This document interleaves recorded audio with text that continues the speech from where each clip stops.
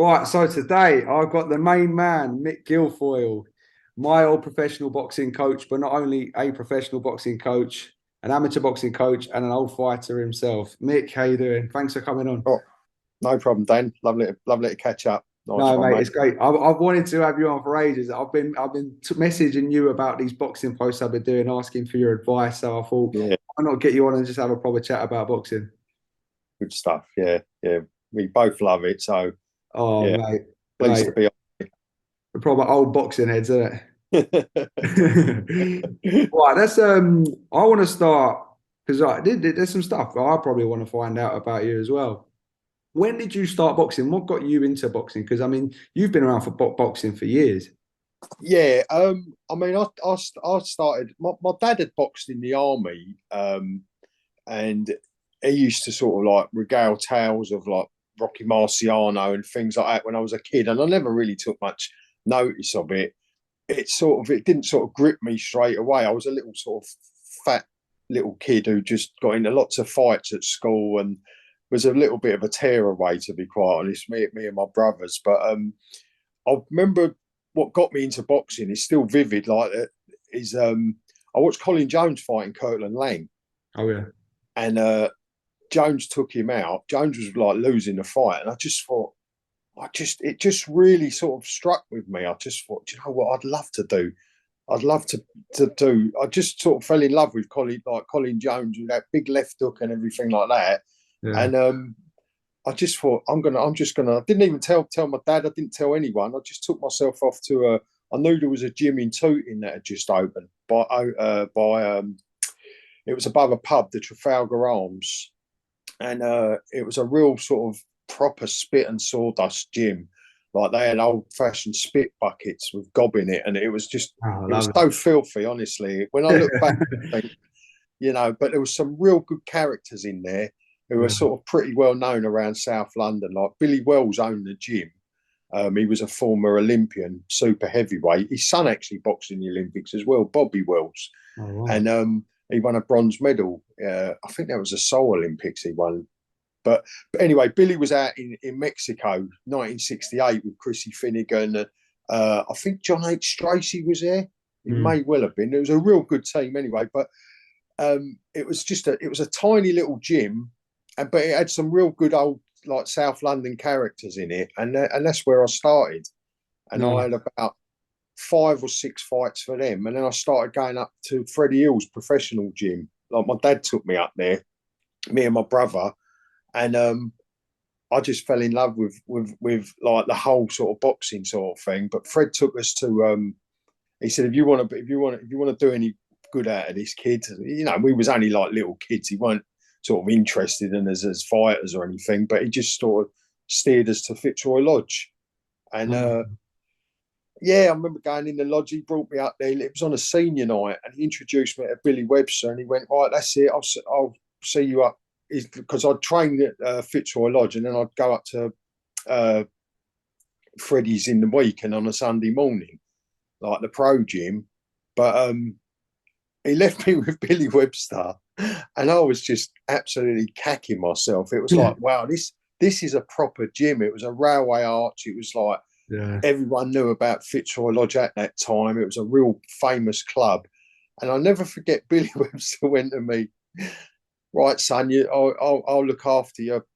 You'll be coming here junior nights, so I won't see you, but I'll look after you tonight. Show me your left hand, he went. We stood on a bag, and I'd had a couple of knockout wins, even as a little fat kid. I like clean KOs. So I'm thinking, I'm going to show him this. I was a bit of a left hooker. I showed him this big, wild, clumsy left hook, trying to put all my power into it. And all he did was, as I threw it, he slapped me round the face, like, and left a welt. I mean, I nearly cried. My lip was going and everything. And I'm thinking, I was just so shocked. And he went, I wanted to see a jab. Yeah. Well, And I hey, he never humbled you, forget isn't that. it? The straight punch travels quicker than the hook, mate. You tell me that. Exactly. Well, that was such a valuable lesson to me. And I actually sort of do that on the pads now and again, give someone a clump when they're sort of like when they're getting a bit lazy with a hook or something like that. But it was such an introduction that I thought, I'm well out of my depth here. And Mm. anyway, I sort of stayed at the lodge for for years, really. But I used to get battered for the first season and a half, I would say. I was getting, all these kids were well schooled, and all I was a bit of a brawler. With a bit of a dig on me, and they was just battering me, like the Albrecht brothers, the Draper brothers, Gary Logan, you Yeah. know, who I train with. Like he's in our gym now, Gary Logan. But it was that sort of thing, and it was a case of, you better learn how to box, son.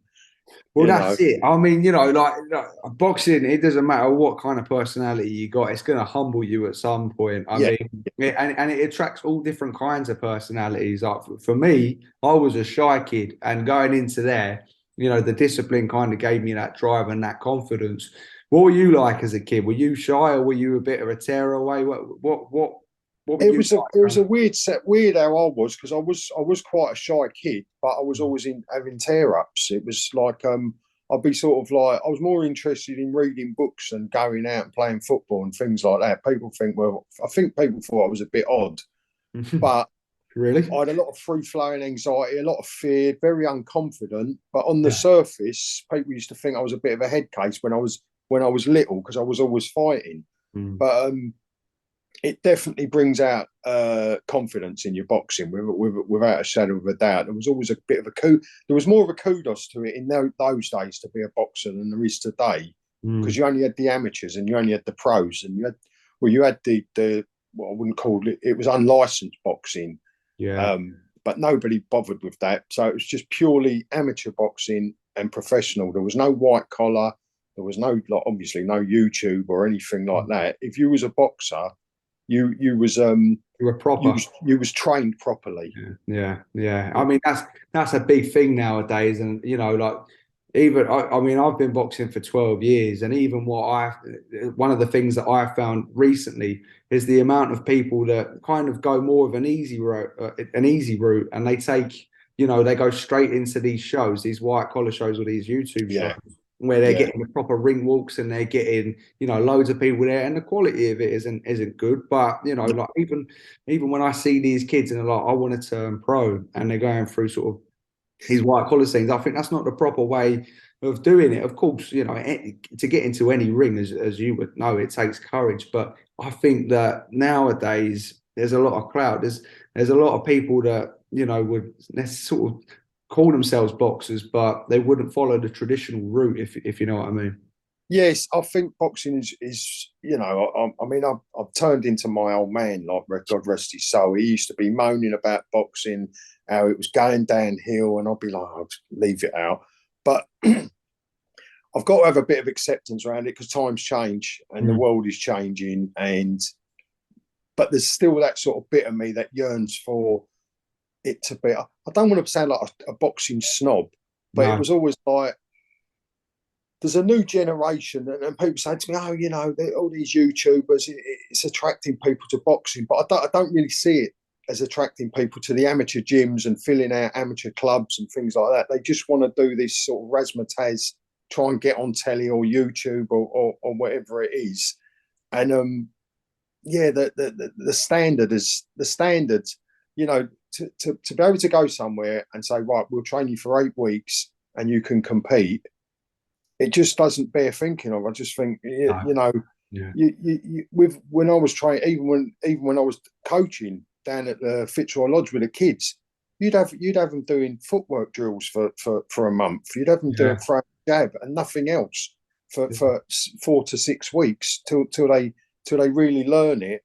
That it was we tried to teach them well, and we tried to teach them to the best of their ability and things like that. But the a lot of this is just sort of this rush to be seen, and like you say, with all the music and everything like that, it's a bit like celebrity boxing, if you know what I mean. It is. It sort of takes away that integrity from the sport because Yeah, like you say. I mean, even when I started, you go into a local gym, you're just completely, shitting yourself because you've never boxed before, and you're just it's all brand new, and it takes yeah, you a month to get used to it, and then you're kind of going in and getting and sparring, and I feel like you have to take a good 6 months just to see whether you like it if you're going to do it properly because yeah, it's a very tough game to get into. And mate, well, you would know because you talk so many people, but it's almost like trying to piece a puzzle together for the first couple of years. Oh When you, God, yeah, yeah, yeah. How many times I've seen like kids who are a bit handy on the street, and they come into the gym, and you've got some like little wiry kid jabbing their head off, and as they're walking forward trying to land a big haymaker, that they probably, where they win on the street like that, all of a sudden, I remember the pain quite clearly of getting a big right hander on the nose and feeling that sting and seeing stars and all sorts like that. Normal people they're not used to getting hit. no. So it's how you react after, and you've got to have that a few times. You've got to get whacked out. I mean, I don't want to say you should go in there and just stick your chin in the air just to know how it feels, but you've got to know how to react and where it takes you and things. It's a major part of the game, isn't it? I mean, like, and I think a lot of people that are going in for this quick rush of fame and money, like they are, they're not really taking that into account, the fact that they're going to have to get hit back. I think people just look at the knockouts and they go in and they think, yeah, I could do that. But you have to condition yourself, not just physically but mentally, to taking the shots back, because that is the major part of the game. Yeah, yeah, 100%.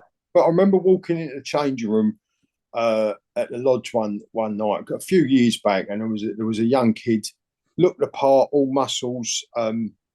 I was up there on a senior night. I think I was taking some juniors to a show, and we was just meeting at the gym, and I overheard this kid talking in the changing room, and he's going, "Yeah, I'm going to go in the Haringey Box Cup, and then I'm going to win the ABAs next year, turn pro, win a British title within 2 years, and be world champion within 4 years."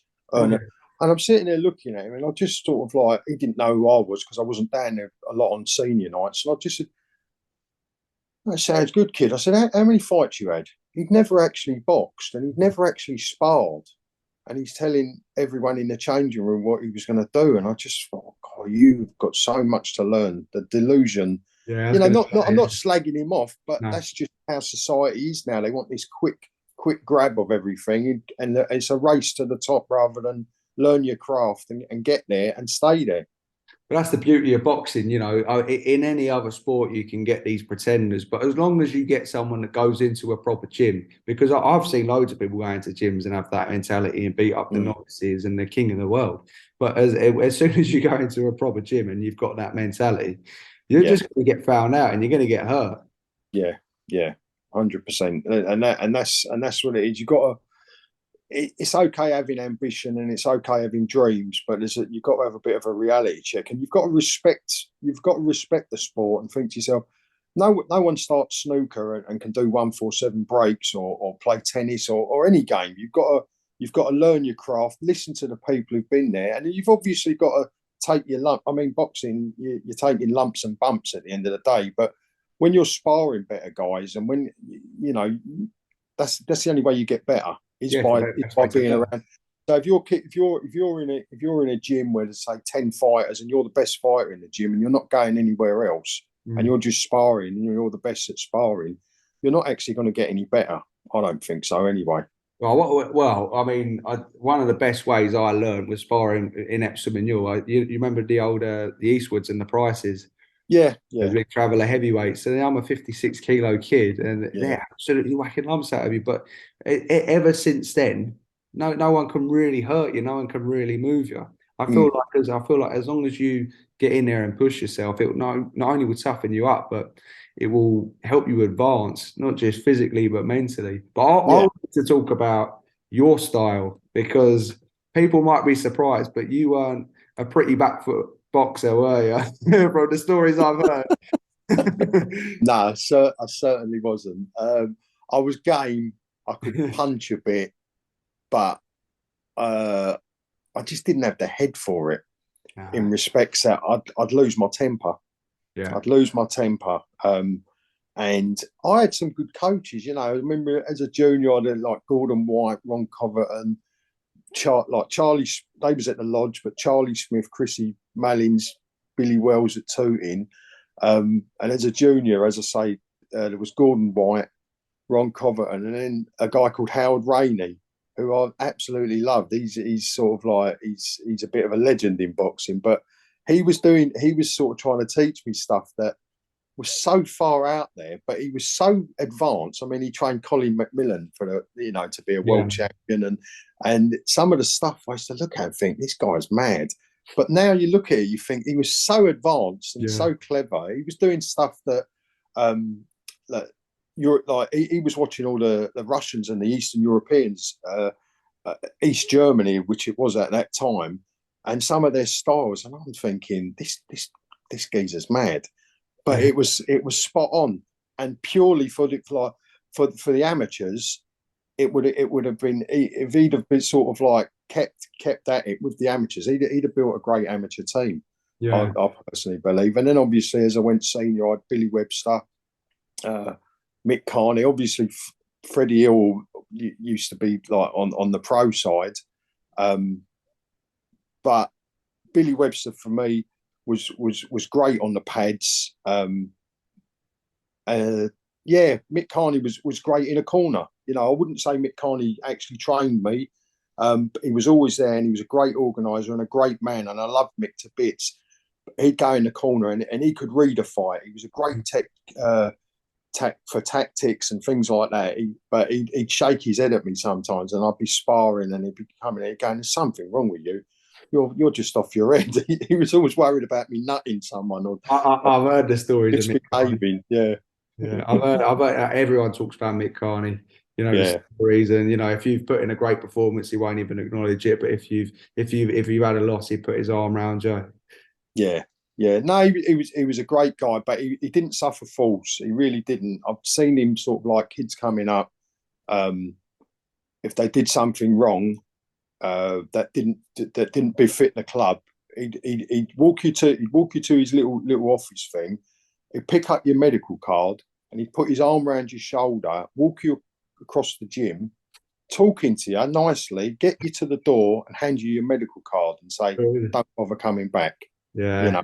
He was quite brutal at times, but he was a fair man. He was a fair man. You had to do something like, if he said to you, "I don't want you going up there sparring that other club without a trainer," and you did it and went against him, that was a no-no.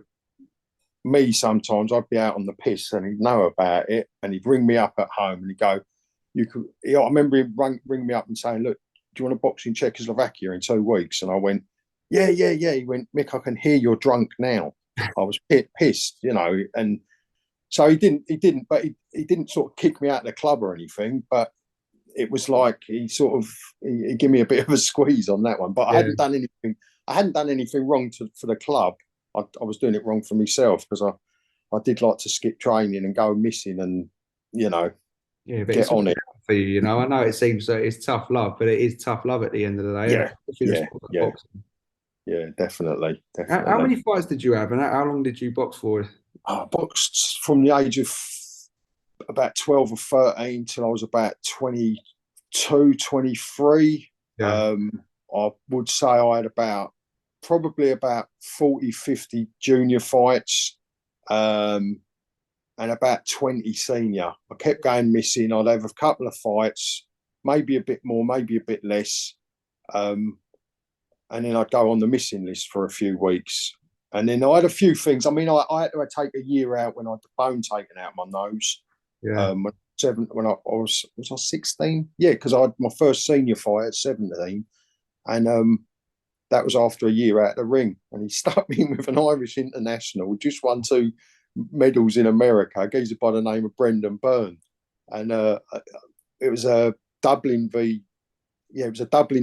select via Fitzroy Lodge and Lynn select. And it was on St. Patrick's Day as well. I'll never forget that. And I won. I did. That was probably one of my best wins. That was.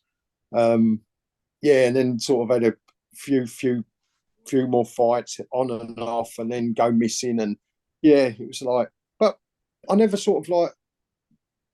dedicated myself enough.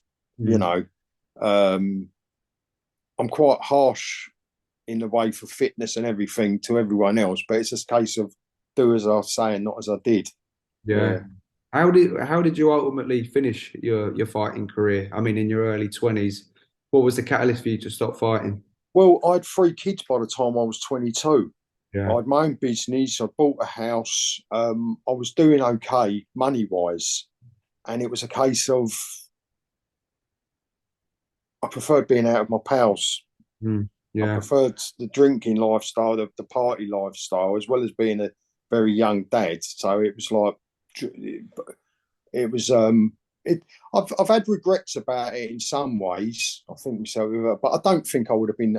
You know, I'm not trying to say I could have been a contender. You know, that sort of thing. I wasn't good enough at the end of the day, and I wasn't dedicated enough. So it's a bad combination to be in a sport where you're neither good enough or dedicated enough. You know, I'm That's honest it. enough to say that.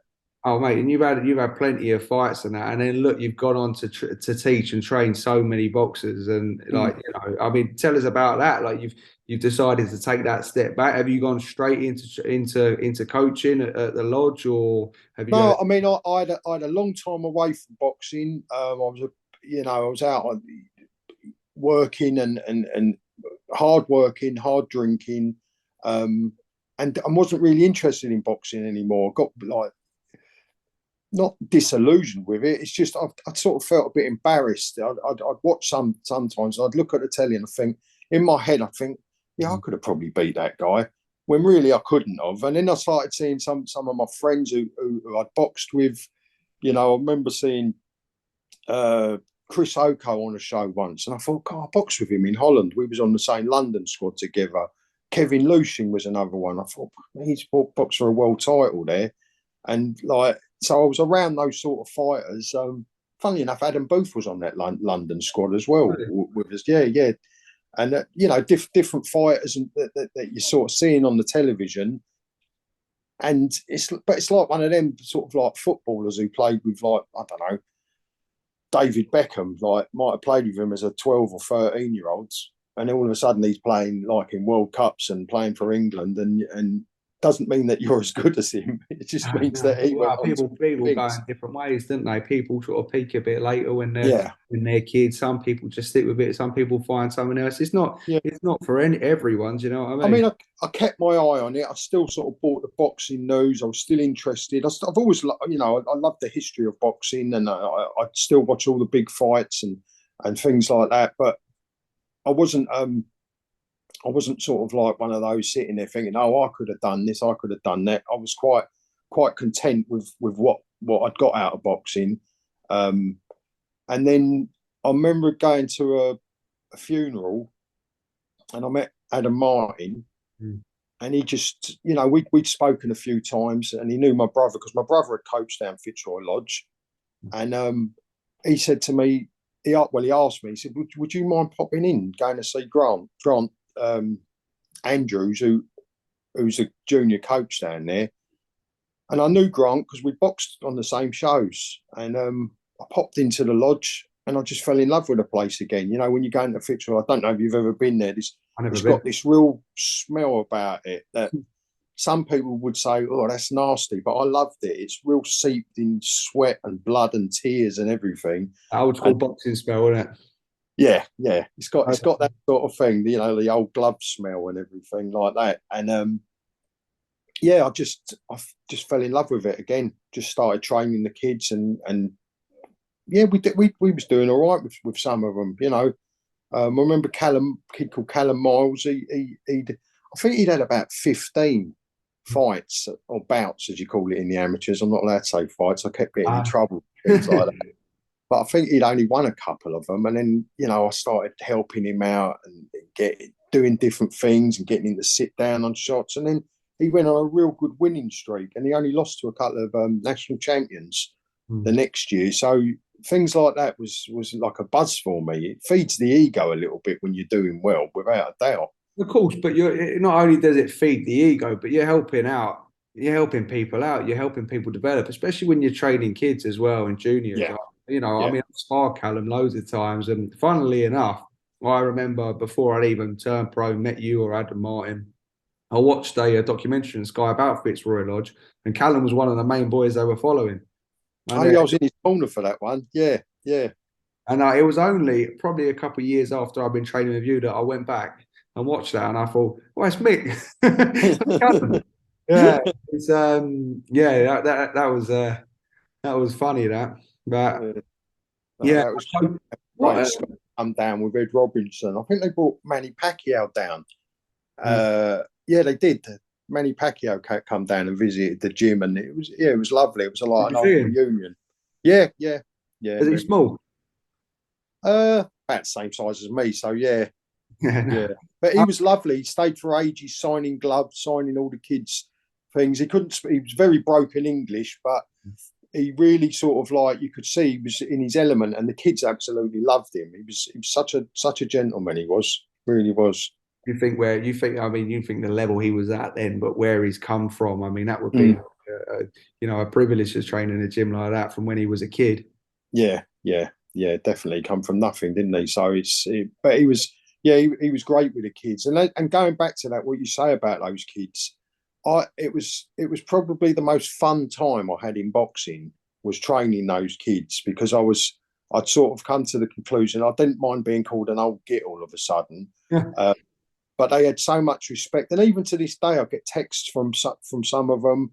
Um, some of them are still boxing. You look at like Junior Alloys. He's a big old lump now. Do you know Junior Alloys, the I don't cruiserweight? know. No. Keep an eye out for him. I think he's had about 4 pro fights. He's going to be. He'll be knocking on doors. He will be. He's a big cruiserweight. The cruiserweight. Yeah, but he was tiny when he. I think I had about 4 or 5 fights with him. Um, in his corner, like when he started out, and I met him over the Peacock, and he come behind me and he picked me up, and I didn't know who he was. He was absolutely massive, but he stays in touch, and he never forget. You never forget your junior coaches, and there's a few of them that were naughty kids that you'd say, well, right, if you don't do your homework, you're not allowed to come training. And they'd be like, bloody hell. And you get phone calls and letters from the school saying the difference in the kids' behaviour, because it was a lot more than just teaching them out. I didn't want to teach kids how to punch so they could go out robbing kids or being gangs. I wanted them instilling them a sense of discipline and some morals and some respect. So, Yeah, there's something fascinating about it. I mean, even I've found training the kids is like, you can have the most troubled kids or the most well-behaved kids. They'll always be at the gym, like, and yeah, they'll always be there for the boxing session. And it's yeah, something that they look forward to. It's something that gives them a sense of purpose, and like you say, that confidence. But when I was a kid, loads of my friends wouldn't go to football training or cricket training, but mm, boxing, since I've been teaching, you'll always get them there. They'll always turn yeah, up. yeah, They're yeah, obsessed with it. yeah. It's like the mafia. Once you're in, you never leave. You never leave it. I know it has a way of clawing you back, doesn't it? So, Definitely. you've touched upon it a few times. You say, in regards to your heavy drinking and going out on the lash. The Mick I know, you've completely changed your life around. I mean, nowadays you're vegan. Yeah. You don't drink. You're completely clean. What opted to change for you? I know you'd be happy for me to say in the past you had a couple of health scares, and Yeah, yeah. I mean, bloody hell, I've had a brain hemorrhage. I've got 2 other bleeds on the brain up here that's scabbed over. I've got a blood clot. I've had 5 heart attacks. At the moment, I'm fighting prostate cancer. I should get my results on the 31st. I've been through treatment and everything. But yeah, all that sort of like lifestyle, it just took over. It took over my life, and instead of me drinking from the bottle was drinking from me. But I haven't touched a drink since the 3rd of January 2007. So 16 and a half years that I haven't, drunk or any other mind altering substances. So yeah, I'm a lot happier today. Trust me. Yeah, Good. yeah, Good. I'm definitely. glad. And fair Yeah, play to you, man. It's good to see you happy. It's good to see, it's good to see you thriving. And I mean, what kind of opted that for you? Like, was there anything in particular that triggered it? You remember the date so specifically. Was there anything around that time where you just thought, I just thought I'd had enough of life. That's what happened to me. I just thought, you know what, I can't, I couldn't go a day without drinking, and I'd making an arse of myself, and I was disappointing people. I'd become the person that I am today. I was the complete opposite of. I'm "Mm, reliable. I would turn up in time. If I say I'm going to do something, I get on and do it.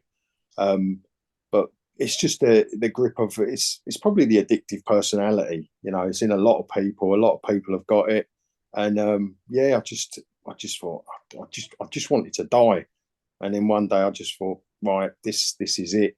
And I was actually going to do something bad to myself, and something happened.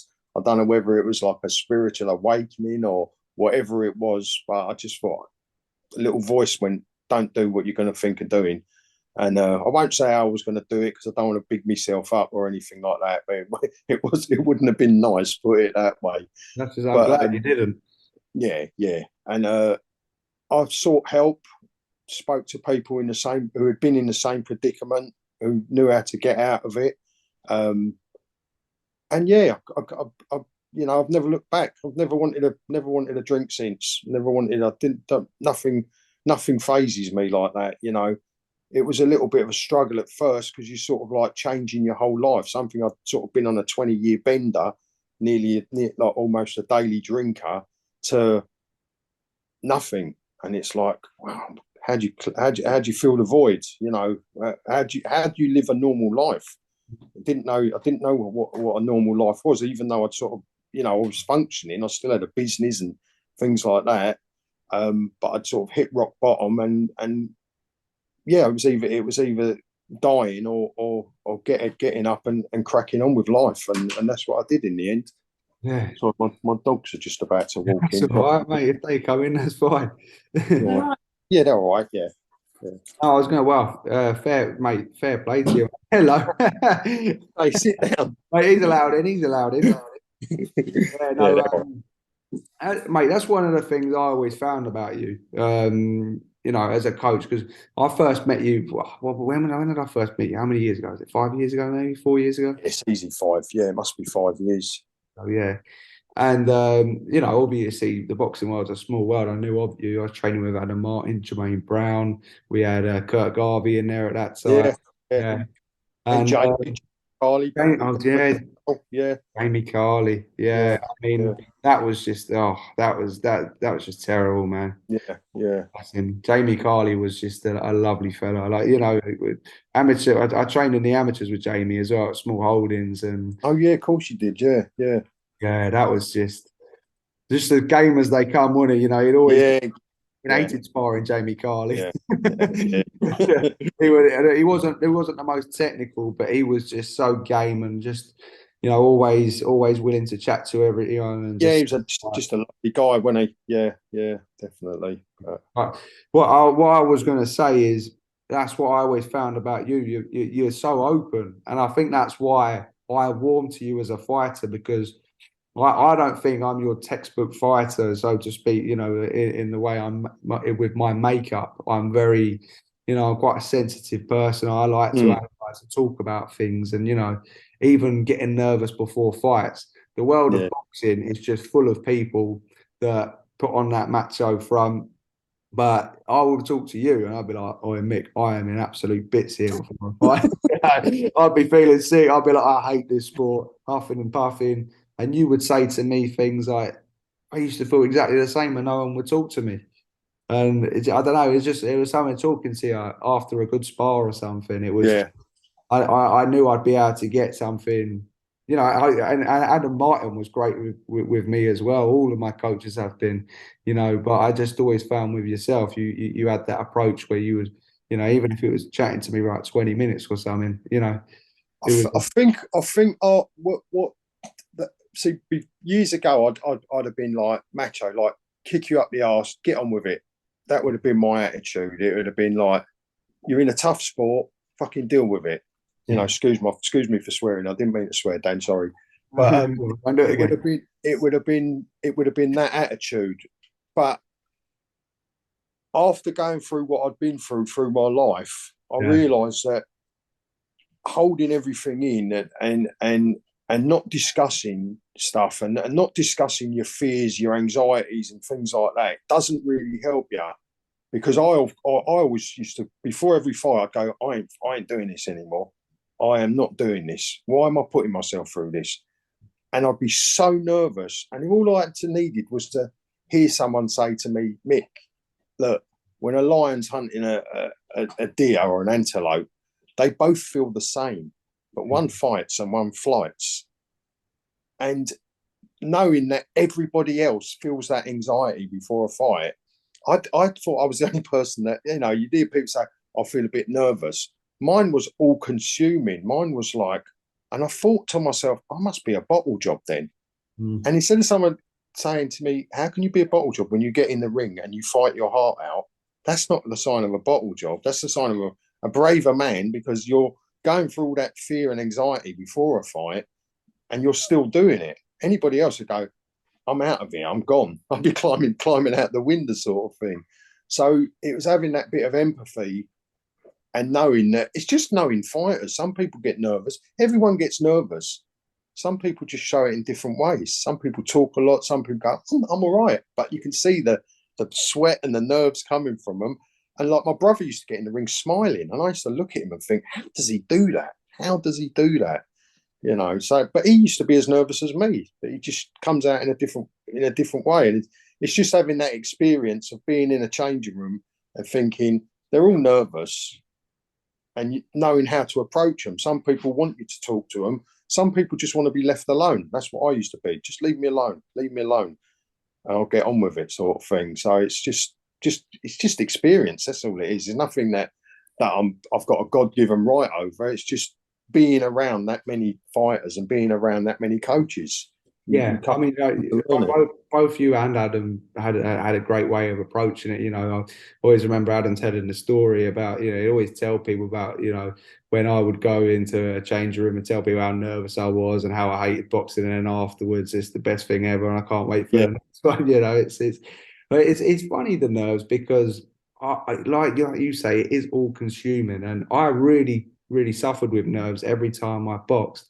But the only time I didn't get nervous, and I recall I was with you in the changing room, was ironically my biggest fight against Isaacs. Yeah. I'm not going to stand here and say, yo, I wasn't nervous at all, because as soon as you know the gloves got on, the nerves started kicking in. But it wasn't all consuming all day. I remember getting to the changing room and sitting there, and I remember saying to you, Mick, why am I nervous? And I think it was because I was so nervous in the build up to that fight that I'd absolutely just burnt myself out, putting everything into training. And it was that knowledge of knowing that I have left no stone unturned against this fella. Yeah. Now it's just time to go. I think a lot of it as well is pressure when you're expected to win. If you're having your early pro fights and you're fighting a journeyman who you're expected to win, there's added pressure that what if you actually lose? Yeah.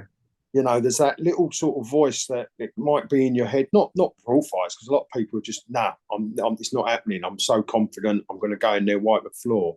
But what I always knew that it was, you know, with amateur boxing, it's normally you're evenly matched on most things, but like in championships, or there can be fights where you know yourself, I'm going to knock this kid out. I'm definitely going to knock this kid out. I remember fighting a kid called Darren Johnson, and I'd seen him stopped a couple of times, and I was thinking, why have they put him in with me? You know, and I'm not bigging myself up. It's just I was on a bit of a knockout run at the time, and I knew the minute I clip him on the jaw, he's going.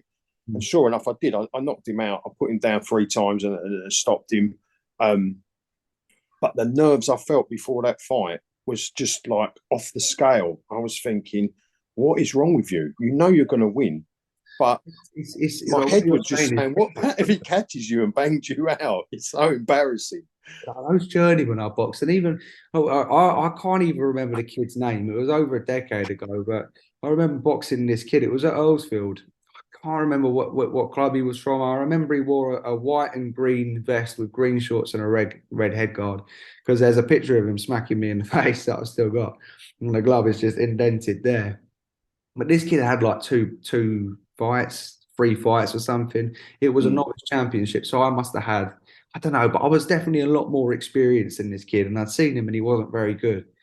And I'd won like my last 4 amateur fights against good opposition, and I just crumbled. I remember saying to my dad, I burst into tears, and I was like, Dad, I can't do this. I don't want to do this. And I've never actually cried before a fight other than that day, but I remember sitting in my dad's cab because my dad's a black cab driver, and I was like outside the club, and I was like, I hope my opponent don't see me because I was just in absolute bits, and I just had a complete crisis of confidence, and Mm, I knew I'd win, but I think it was that pressure, and lo and behold, I went out and won every round. But yeah, it's such a strange psychology going into a fight like that. yeah. The thing is, when you're talking to most fighters, not so much active, because a lot of active fighters will be like, no, because they think nerves is a sign of weakness if you admit to it.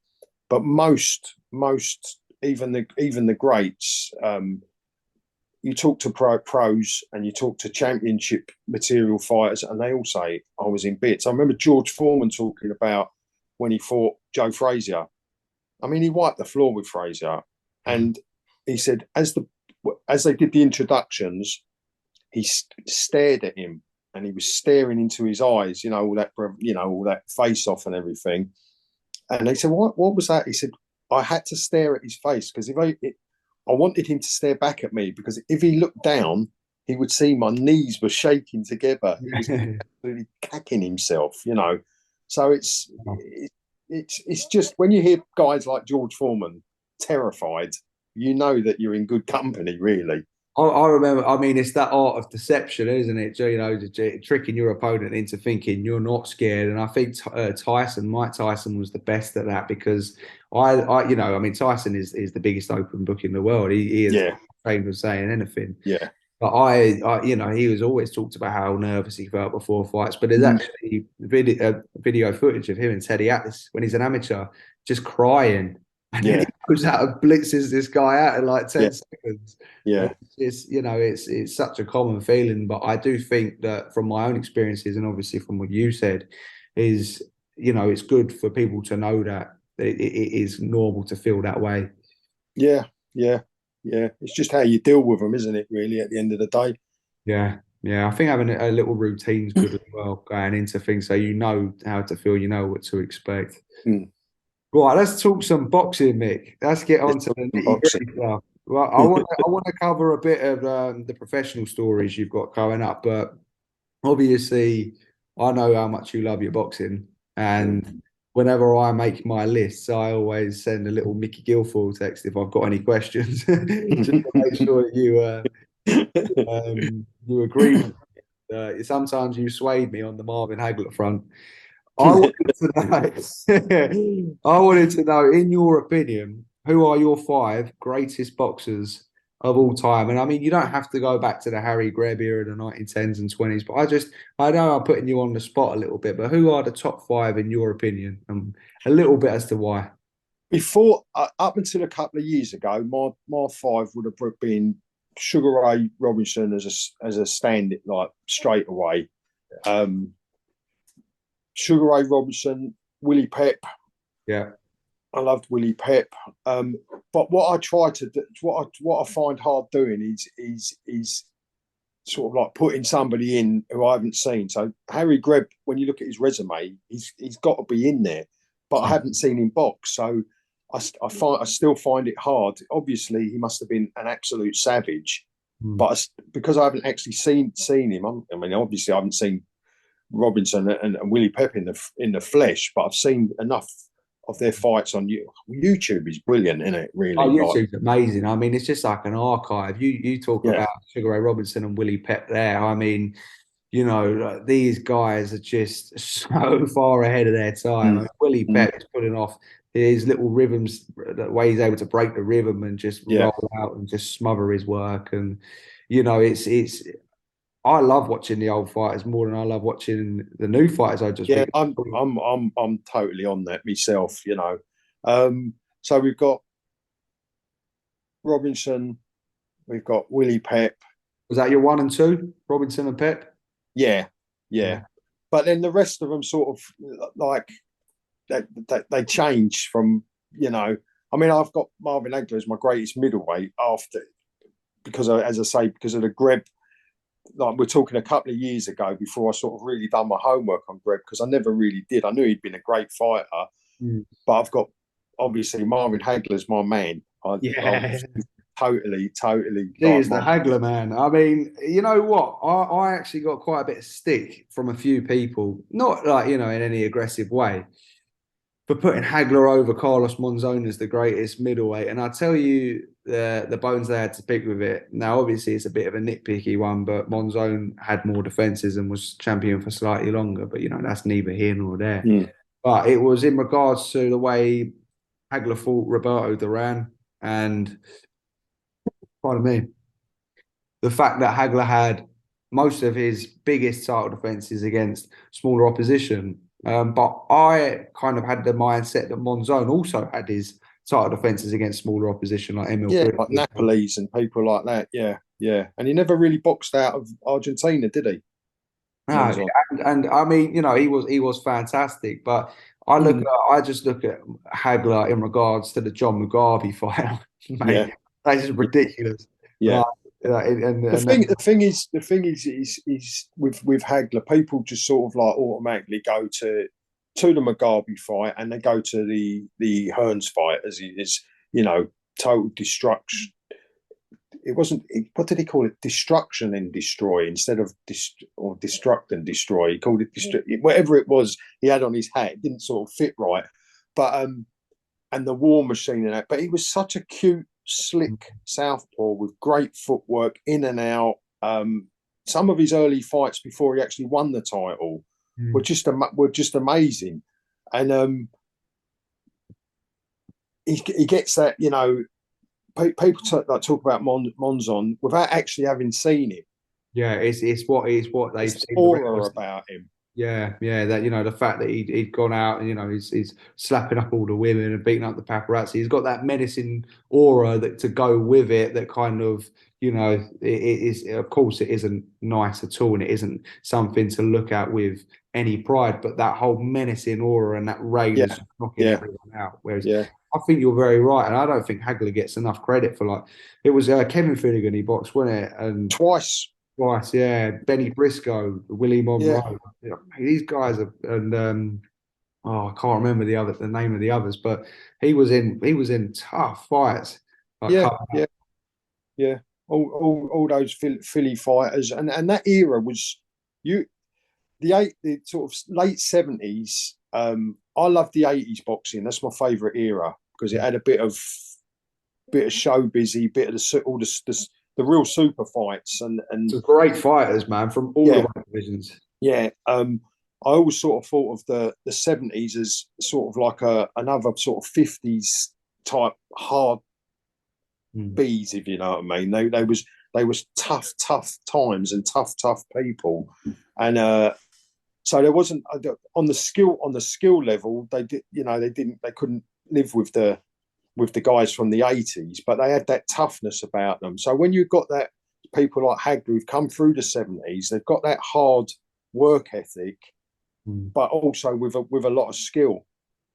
Yeah, That to me, that's everyone's got their rose tinted glasses about what era they grew up in. You see kids today talk about not so much Joshua, but like Fury. I mean, Joshua a couple of years ago, people were talking that he would have beat Larry Holmes, and I said, look at him and think, are you mad? But time will you let a fighter finish his yeah, career before you start putting them up. Because I made the big mistake with Don Curry. I thought he was the greatest thing since. I thought he's going to beat everybody, and he didn't. yeah. But at his peak, he was like such a great fighter to watch. Everybody loved Don Curry, and so everyone sort of got that childhood rose tinted glasses around their own eras, and they go, "Oh, the older guys." No, I don't think they would have, but they would have done. Yeah, they would have. Yeah, Would and have. I think with the older guys, there's just so much.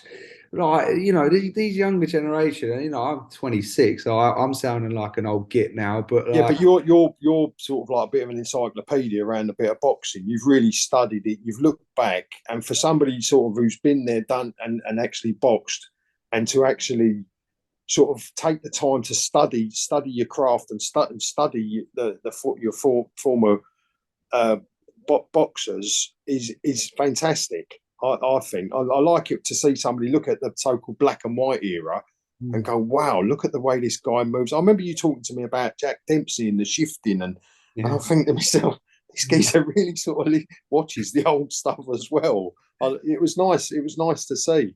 No, mate. I mean, I've always been obsessed with it. It just even coming through. I mean, my favorite fighter was another middleweight, Gennady Golovkin, and I think he kind of introduced me to a lot of the old tricks because he was pulling them off. And I learned about shifting through Golovkin and typing in just let's say we talk about YouTube, Gennady Golovkin shifting, and a couple of people had made analysis videos about shifting and going back to Jack Dempsey, even Bob Fitzsimmons back in the day, and getting up that old footage. And ever since then, ever since I started to base my style off Triple G, and all of these videos were feeding me with just such valuable knowledge.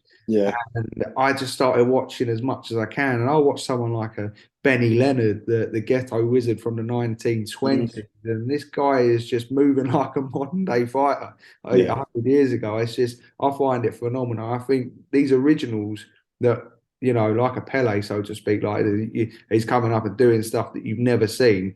I think there's so much in that. Yeah, yeah. Because then everyone starts copying them, don't they? And then they start having their sort of like spin-offs from that.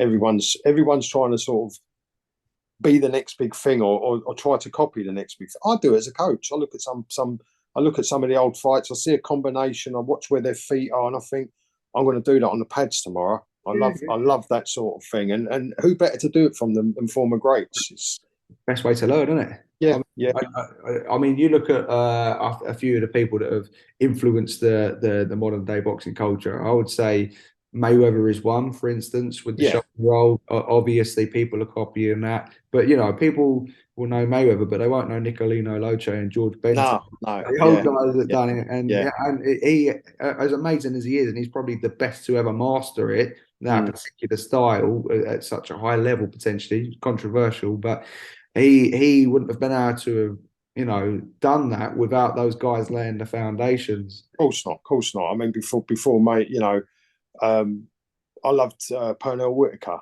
I absolutely loved watching him. He was a joy to watch. And from somebody who used to just like brawlers and didn't like I wouldn't say I just like brawlers, but they used to really sort of get the juices flowing. Was a tough, hard fighter who's taking plenty of punishment, coming forward and having a Gatty Ward sort of thing. Oh, what a fight! But then all of a sudden, I'd look at sort of like some of these beautiful boxers and I'd think, look, that is pure class. And I'd like a little thing that they do, just something they might do with their footwork. People are watching the fists. I used to like watching Mickey Van, referee, for his footwork. Honestly, he was like a ballroom dancer gliding around the ring. And I used to like thinking, why couldn't I have had footwork like that? What is going on? You ever watch some fights with Mickey Van refereeing? And it was a joy to watch the way he just glided around the ring, kept out of the way. It was fantastic. Yeah, oh no, that's amazing. I mean, you can find inspiration in all forms. I never would have expected that one. Right. Where was we? Number one, number two, number three. I'm going to say off the top of my head, I'm actually looking at a signed picture of him up on the wall fighting Hagler. It's Roberto Duran. Oh, mate, you know what, Mick? Duran never gets the credit he deserves for his years at lightweight. Oh my God, mate, what a menace! Yeah. It's like with the Ray Leonard thing. We haven't seen footage of him at welterweight, which was probably his best. Ray Robinson, you mean? Yeah. Sorry, Ray Robinson. Yeah, but Duran at lightweight was a monster, absolute monster. You know what? 71-1 he was going into that fight against Leonard. I mean, and Esteban de Jesus. He was he was destroying people, man. Yeah. I remember when he fought that. Who was it? Was it Alfredo Escalara? I think it was. And he just good fighters. He would just destroy them. He would just They look what he did to Ken Buchanan. I mean, Buchanan was really one of the best ever to come out of the British Army. Amazing jab. Yeah. Good fighter. Funny enough, Freddie Hill trained him. My old trainer trained him. I think he trained him for the Watt fight when he beat Jim Watt. I know he trained him because his name was he was on the wall. Yeah. Yeah. No, I mean, yeah, the longevity, the weight divisions, the Barkley fight, the Leonard fight, the Hagler fight, the Mm. Davey Moore fight. I mean, I remember you telling me about Jules watching the Davey Moore fight, and he was like, Yeah, yeah. "Oh, yeah, that referee's got a death wish for that poor fella." Yeah, no, he was obviously he had his like blow ups in weight and he had the loss to, Kirkland Lang and the no mass and things like that. But in general, for the longevity, who he hung where he hung around for so long and was still beating top fighters and giving them arguments. Mm. So it's an unbelievable career he's a lovely guy. I've met him. Yeah, He's yeah, so yeah. funny, so funny. He's Yeah. can't speak English, but it was his son. We Ben Doughty got him over to like a meet and greet, and he just ignored all the guys who were sort of supposedly making money out of him. He was taking selfies with us. He was just shadow boxing. He was so funny. He just seemed so happy. I mean, he's Yeah, an old man now, but yeah, like back in the day, like he was the man. I've seen videos of Joe Pesci and Robert De Niro, like sort of drooling over him. Do you know what I yeah, mean? Like, he was the yeah, yeah, definitely. Yeah. So where are we? We've gone I'll tell you what, let's do one more. before. One more. If you're gonna just bang in a number four. I suppose it's probably got to be Ali. Yeah, Ali. I was thinking Ali. I don't know what happened there, mate. Yeah, yeah, it just went completely froze again. I'll tell you what, I won't keep you for much longer as we've been going for an hour. I'll just ask Right. you a few things about the pro fighting. Obviously you train in the boxing booth gym. You Yeah, great fighters such as Paul Forrester, who's an absolute beast. yeah, Yeah, I thought he's the man. But no, you train alongside Adam Martin. You got to stay with yeah, us. And you've got Germaine Brown, obviously, Rob Caswell, Alfie, yeah, Whitaker, who is someone I've known for a long time. And Nathan, is it Misen? Nathan Misen. yeah. Hey, Also got Byron Carlito, Byron Car- Carlito, yeah. and a kid Bilal. Bilal, oh yeah, Yeah, nice. and we're also doing a bit of work with John Harding Jr. Oh yeah, yeah, yeah, yeah. Oh, Yeah, you got yeah, big on stage. You're bigger than I thought. Big old yeah, stage yeah. going on there. How's that going on? It's great. We've got Rob Rob Caswell box Friday. It's the first time I've missed one of his fights because I was on holiday down in Cornwall. Um, and he's 6-0 now. He's doing really well, coming along leaps and bounds. And then we've got three of them out on the. Oh no, Alfie's boxing on the 20th at York Hall. Then we've got three, Nathan, Byron, and Rob boxing on the 3rd of June. So Oh, keeping it's them keeping busy. busy. Yeah, yeah, That's. yeah, I mean, activity is the key, isn't it? To get yeah, out as yeah. much as you can. Yeah, no. Adam's like really sort of yeah. He's been brilliant. He's been instrumental in getting all these fighters, and he's getting a good reputation. I think we both are, but like Adam's the boss sort of thing. So Oh, mate, he's whenever I hear people talk about Adam Martin and Mick Guilfoyle, they always use the term proper boxing men. mm, Yeah, I mean, yeah, always, you've got yeah. good. But the thing I've always loved about Adam is there's no bullshit with him. It's there's never I've never seen a hidden agenda. I've never seen people said to me, "Oh, when you come with the pros, you're gonna." I mean, he got me back into boxing at the end of the day. Adam did, and then when I sort of got a bit disillusioned with the amateurs, he invited me to come along with the pros. So he's always sort of like been there for me. If it wasn't for Adam, I probably wouldn't be in boxing. Yeah, So I owe him a lot in that respect. But it's always been like a nice feeling that when you go when money's involved and it's the boxing business, it's something I'd hear all these different stories and like just not very nice stories with some of it, but with him he's been straight as a die, never bullshits fighters, yeah, tells people exactly what you see with Adam is what you get. I know yeah. that's Oh, a yeah, real no, yeah. Me boring going. cliche, but anyone who knows him knows he's as good as gold. Oh, I trained with Adam for 6 years, and at first, Mm. under the pair of you, I come on so much as a fighter, but you always know that you guys were there for the right reasons and there to Yeah, guide. So, yeah, no, I 100% second that. yeah. So no, enjoying it. It's been good. It's been busy in the gym. Obviously, you've got Adam Booth, all his fighters, Mick Conlon, Harlem, Josh, Abbas, who I love. Yeah. You know, they're a good crowd. You know, we don't involve ourselves with them, but we're friendly, so Yeah. it's quite nice like that. And let's just very quickly delve into your career as a cuts man. So, well, I've had first-hand experience. Well, it was slung on me a little bit because Roy Connor, who used to box for the lodge, he was a coach at the lodge as well. He's a great friend of mine. He just went out. Like Adam went, Mick, you'll be able to do it. And I was like, so nervous. And Neil Dempsey as well. He was great for a bit of advice. But when the first time, obviously, was with you, getting like cuts, and you had 4. And it was, I mean, they weren't huge, They weren't bad. thank God. They weren't bad. But I remember you getting the ump in the corner. I'm trying to sort your cut out. You go, what's the matter with me? You got the right ump. Well, you had to have stitches in it, so it was bad enough for stitches. Yeah, I remember. I still got the scar there from it. A little red mark there. It wasn't a bad cut. It was only a little one, but I was in the corner, and that was a hard fight. So you know, I was enjoying every bit of rest I was getting, and you were on my head like that, and I was like, Mick, it's fine. But it's one of those ones you don't realise you're cutting the ring. I had no idea, and you know, now I look back, there were a few parts in that fight where it's dripping, and you've kept that under control. So you've done a good job. Yeah.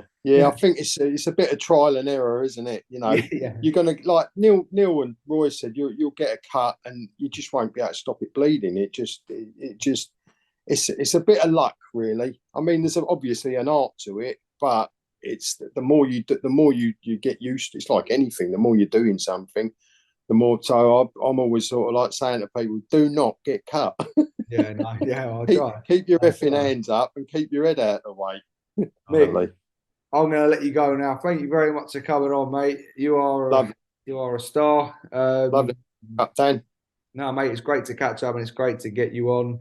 I wish you all the best with everything moving forward in your treatment, and please message me when you get your results. Yeah, we'll do. Yeah, I'll be all right. And if they're wrong, I'll just do it again. Yeah, mate. Yeah, just keep at it, mate. Keep at it. Course, mate. Course. Mr. Invincible. All right, mate. Nice, mate. Thanks very much for coming on. Ben, I'll drop you a message. Nice one. Cheers, mate. Pleasure. Cheers, mate. Bye. Bye.